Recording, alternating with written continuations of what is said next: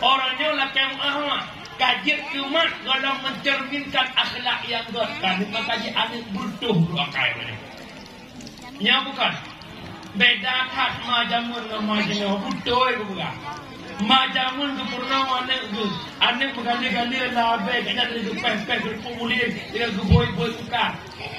Anak nalong mak rukun iman hai anak 6 perkara itu oleh anaknya.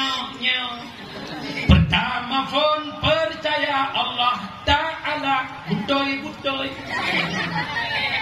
Patut tinyak langayun wujud ada kitam sedia bapa kekal mak jamu.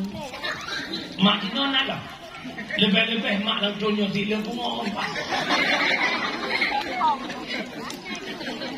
Budak bunga jo HP balik mak goyang-goyang. TikTok. Nya bilang kakak noleh. Video mak leh. Ni pala tangan le soal kala-kala video. Ka mak anik mak HP mak anggap yang poju kasih kok video, kasih kok video.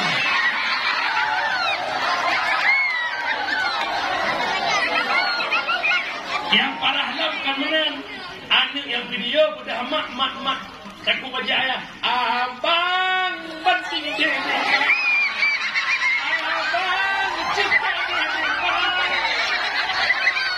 Makmu ya ilah anak sudah ya.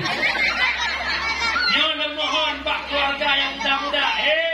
Orang tua cerminan akhlak bagi anak. Danyo yang jekema muratagro jekema. Danyo yang jekia muratagro jekia. Pedih akhlak yang berbanu. Muya. Kalau siap jekema. Muya. Kalau siap jekia. Bele jekia. Bele jekema. Orangnya hantar dah ke jekema. Bagi jajak kaki jekema dulu. Nak dengar. Yang mana akhlak muda-muda bak-bak.